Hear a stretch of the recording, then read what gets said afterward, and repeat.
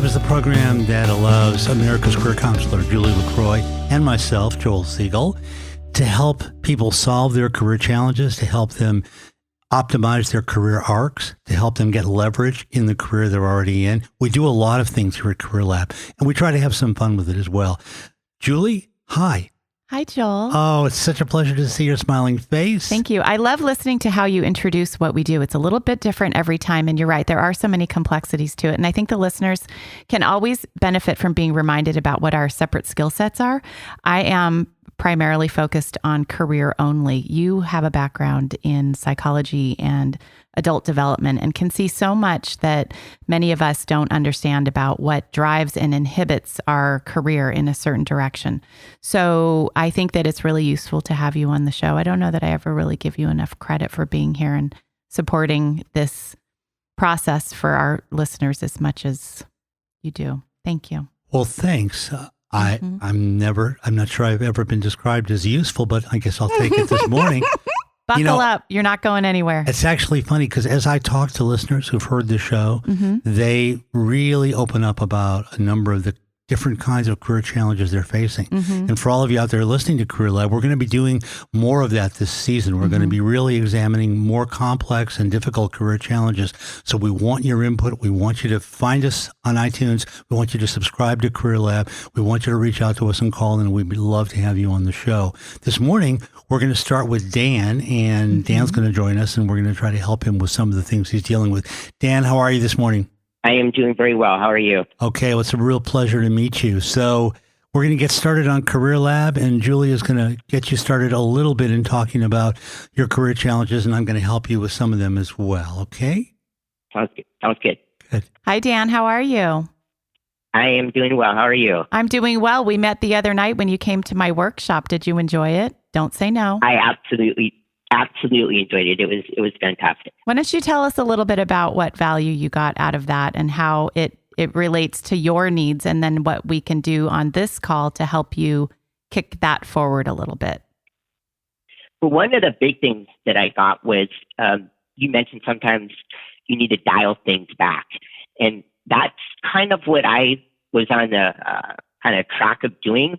And having said that, I'm kind of focusing on that. You know, I have been out of work now since about July. So, I'm just trying to get back in. So I'm looking at lesser jobs just to get back in the workforce and kind of work my way back up. Okay. All right. And what we meant by dial that back for the listeners who weren't in the workshop is that sometimes we try to make ourselves look really, really strong on paper, but that's not necessarily where the bulk of the jobs are at that moment. So sometimes it's best to dial back your experience and just maybe not make it sound so glamorous. Dan, what is your profession? What have you been doing with yourself over the last few years? I'm in the IT world. So I've been doing IT for the past 20 years. Started, desktop and technical support. Right. Worked my way up to engineering. And my most recent job was a field engineer with a focus on voice over IP. Okay. So you have an IT background and an engineering background. You've been working in the field consistently for some time. Yep. Good. And just let me ask, is this the field and the concentration you want to stay in? So that's a good question. Yes. I'd have to admit, I'm somewhat burnt out. And part of that is two reasons. Is when I started doing this 20 years ago, what was required to be in the IT world, in the network engineering, was a lot less than what's required now. Like the skills, it's not just networking. There's all sorts of things which I really didn't have a background in. So the thing is, do I want to stay in this and try to make that happen, or do I try to find something else? One of the frustrating things is I did have my CCNA, and I was working towards my CCNP. I'm not sure if you guys are aware of those certifications. Tell us what they stand for so our listeners know what they are, Dan.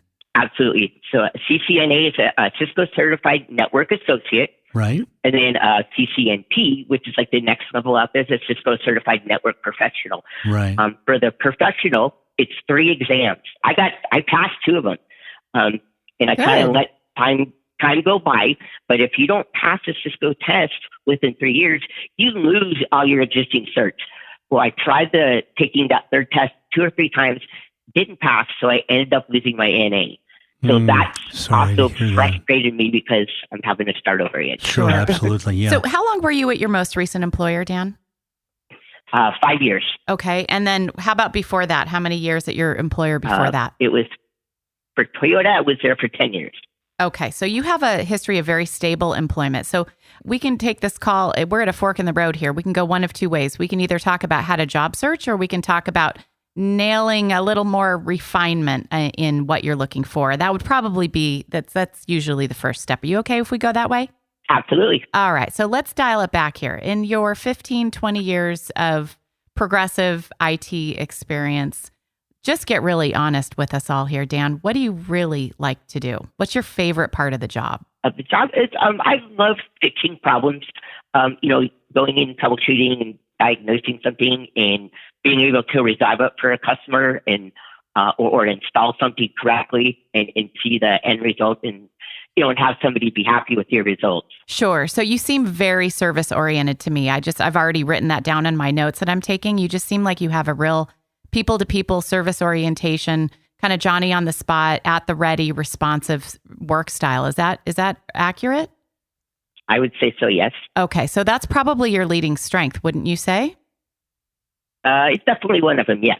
Okay. And then technically, what are your strengths? That's where I feel I could be better.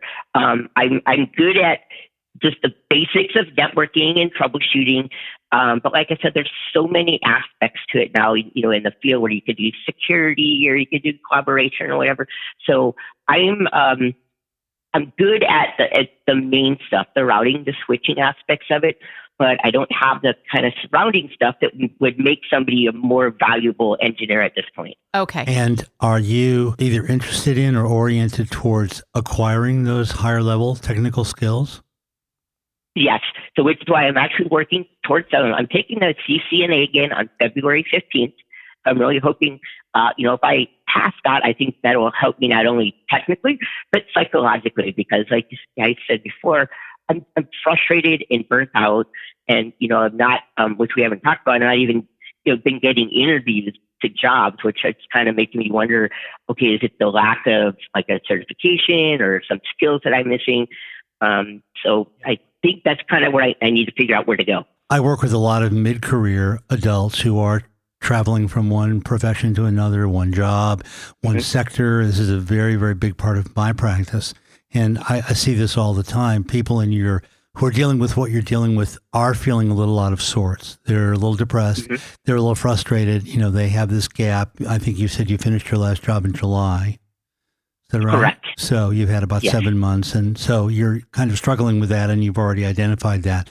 So how are you, right? What are the things you think you need to do to be able to cope a little bit better with your current situation? Are you chomping at the bit? I've got to work now. Do you feel like are you situationally oriented to where you could, as Julie says, dial it back a little bit and take your time and think about other options? What is your situation in that regard, Dan? I would love to be able to look at other options, except I financially don't have the resources. I don't have a significant other or a spouse, so I've been doing kind of the one thing you don't want to do to survive right now, which is dipping into my 401k. Right, of course. And that's how I've been surviving. So if I had the opportunity for somebody to take care of me and I could go do something else, what I really love to do, and I would say I'm passionate about it, but I heard Julie say in the workshop that... Oh, no, you're old enough. You're allowed to have passions. Okay, I'm allowed to have a passion. Okay, great. It's actually sports, and specifically sports business, and more on the wagering side. I know that's kind of an odd kind of thing, but I've thought about moving to Las Vegas and kind of starting that as an option if the IT thing didn't work out, or even use it together and try to get into the sports world. Yeah, let me give you some feedback on that. I'm really glad we got to that. That's what I wanted you to do, is identify what you're passionate about. And people are passionate about all kinds of things. And certainly many people make a giant career of sports wagering in an above board way where they're competent and they don't lose a lot of money.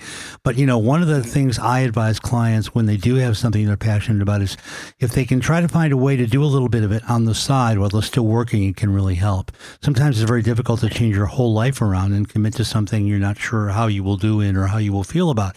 But if you can do a little bit of it while you're continuing to do your day job, to use a word that people use, it can really be helpful because you can begin to feel whether you are competent, how much you really like it, and whether it could grow into a little more for you. Now, Dan, in your situation, you probably could do that just digitally and long distance. You wouldn't really have to move to Las Vegas. You could begin to conduct some of that from where you are, couldn't you?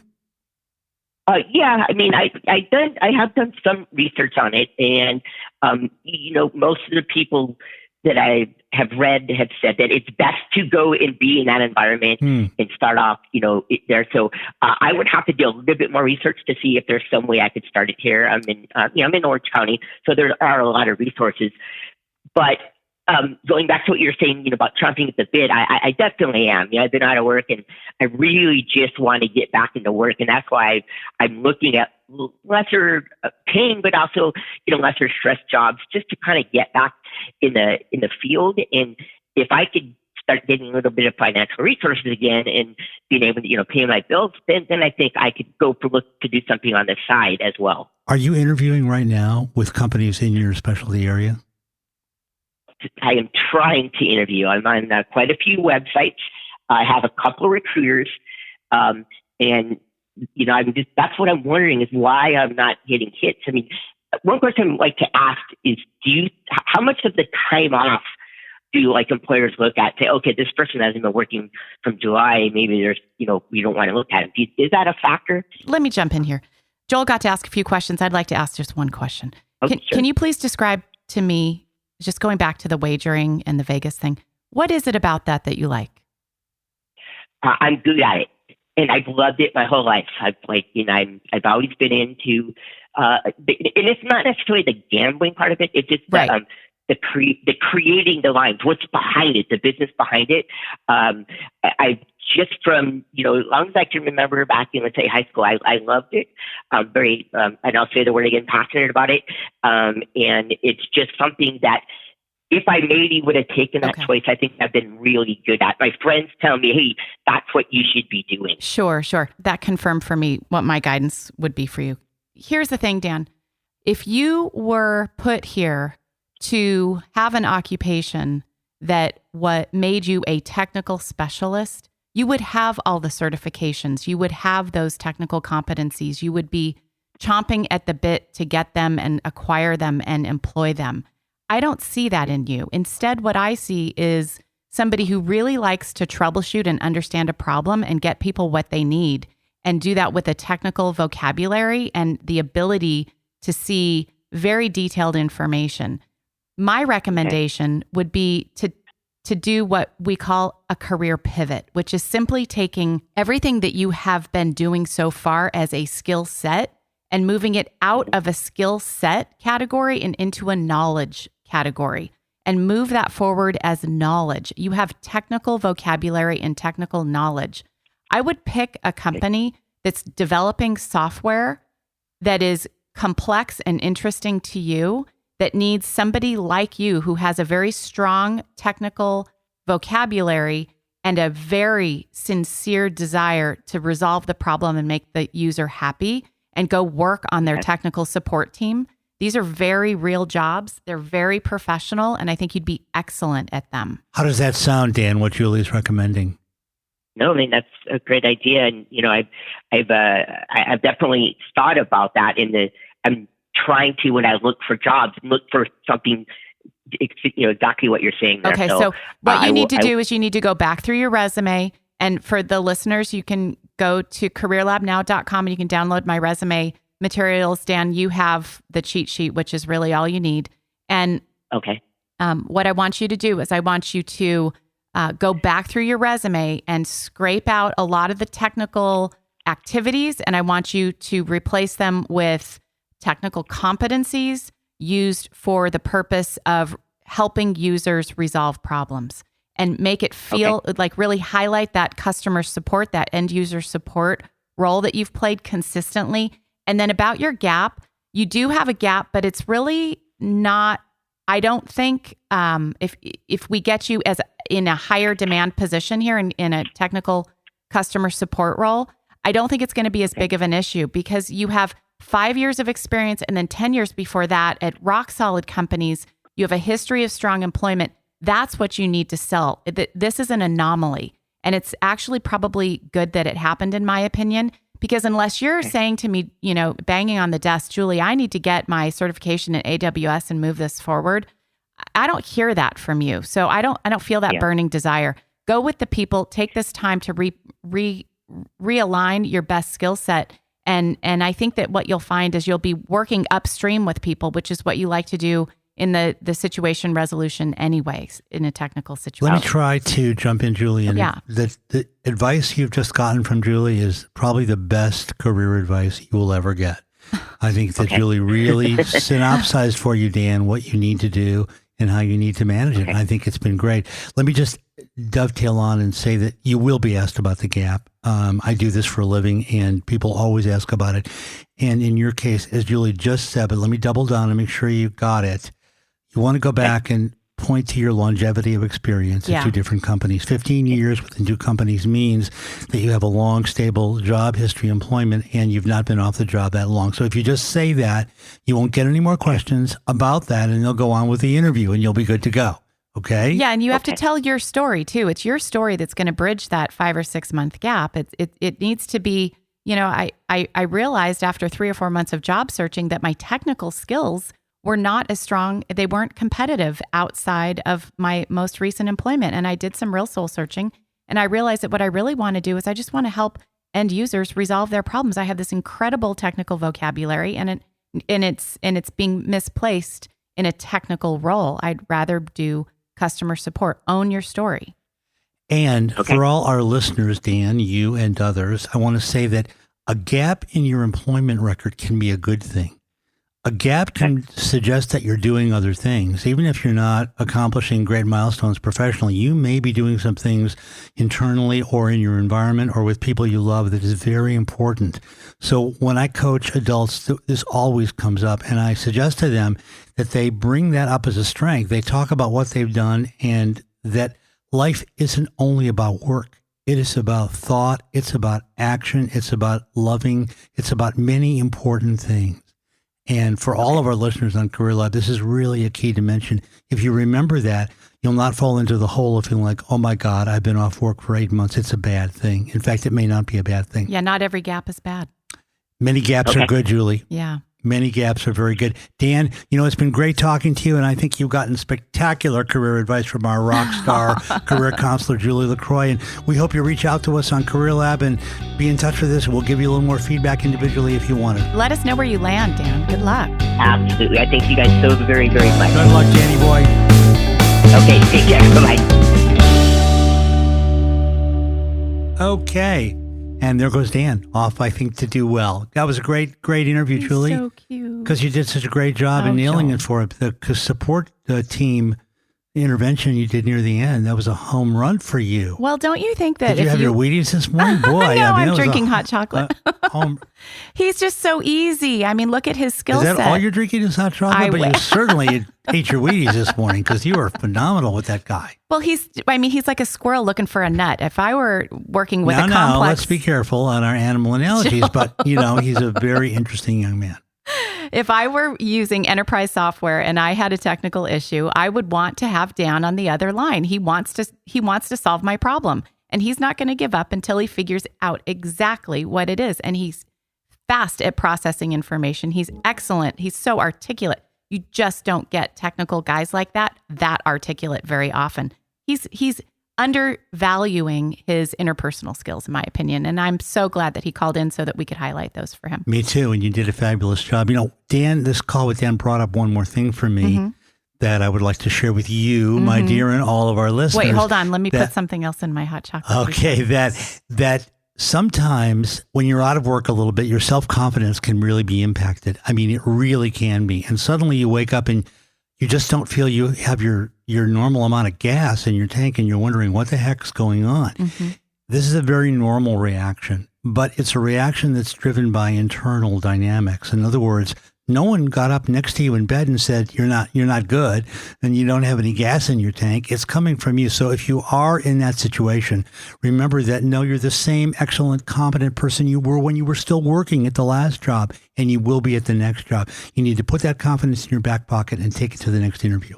Dan, here's the deal for any of you feeling like Dan, like you have a gap and you're stalled out.